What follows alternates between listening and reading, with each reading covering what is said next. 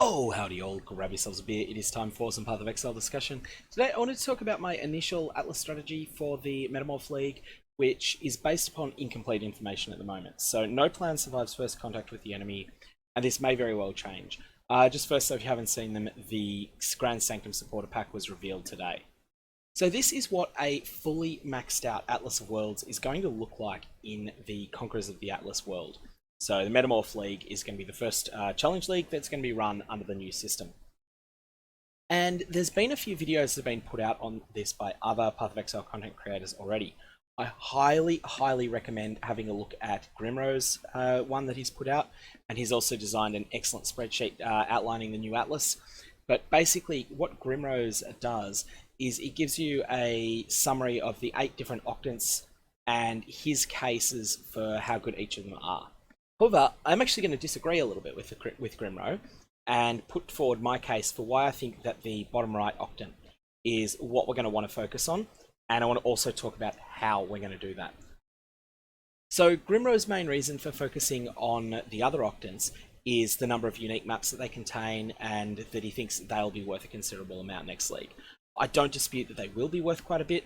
If you get a Coward's Trial that is monster level 82 or 83, I don't doubt that it's going to be a 100 Chaos Orb map. However, I think it's important to recognize that the individual unique items that you get are rare enough. Even though you get uniques all the time when you're mapping, individual ones are still pretty rare. And at the moment, I think that the most currency that you get per map from any given unique is from Tabula Rasa, and just from selling tabulas to a vendor in a mature trade league. However, even then, in this entire league, in the entirety of Blight League, I think I've had 3 Tabula Rasas drop.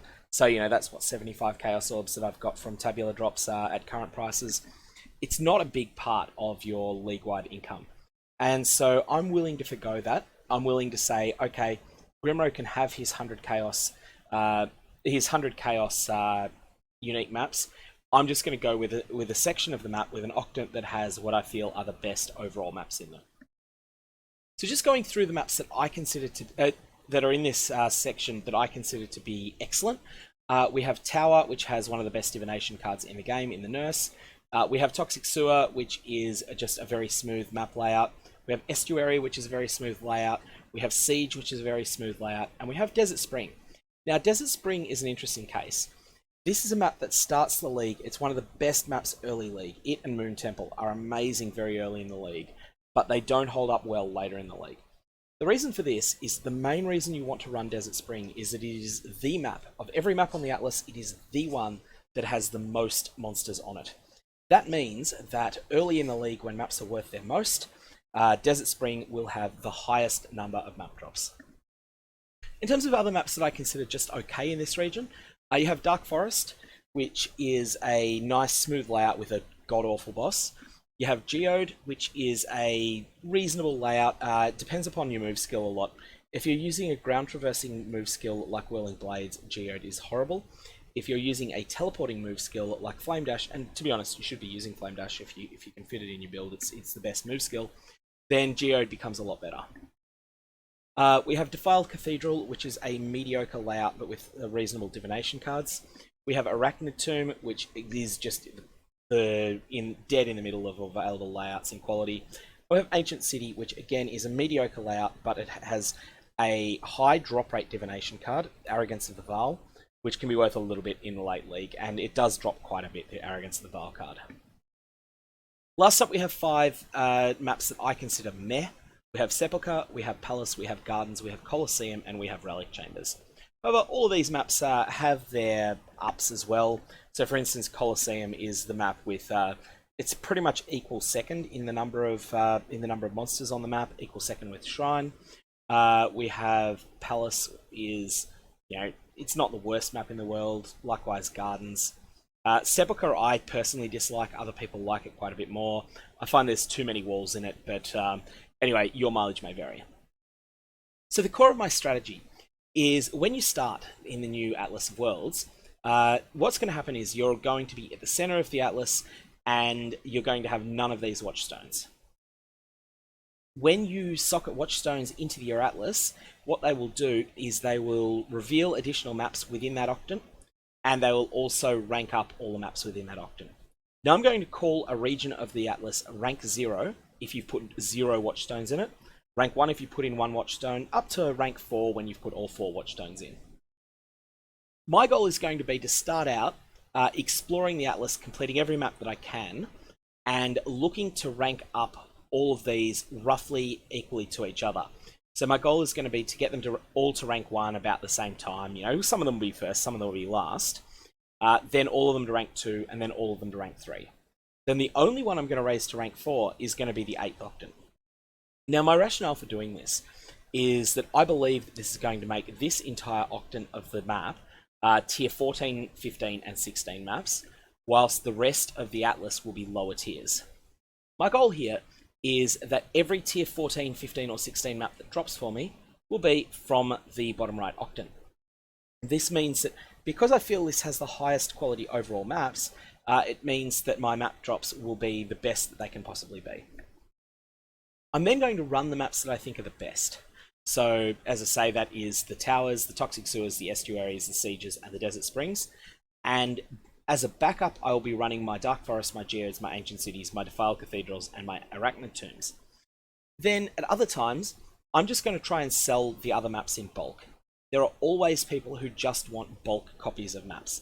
And I'm going to sell them early league to people that are just exploring the atlas and seeking to get their atlas completion bonus as high as possible. And later league, there will be people that want to farm these maps for specific reasons. I believe, and I could be wrong here, that Sepulchre map drops a divination card for Chevron's wrappings, which is always in some demand early in the league, and so there'll be people running it for that reason. Likewise, Gardens has some divination cards, Colosseum has a couple from memory as well, and Relic Chambers just isn't that bad a map tile set. So there's no really god-awful maps in this region. There's nothing that's like cells or maps that you really don't want to do at all.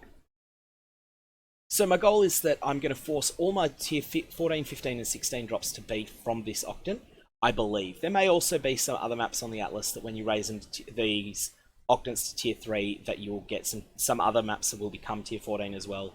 If that's the case, I'll deal with it and I'll reassess the plan. It's also been stated that there's going to be unique watchstones. Now, speculation only. My speculation is that they are going to change the tier of one map in their region to 16. But again, this is just my speculation. If that's the case, then I'm going to look for one that is tower aligned.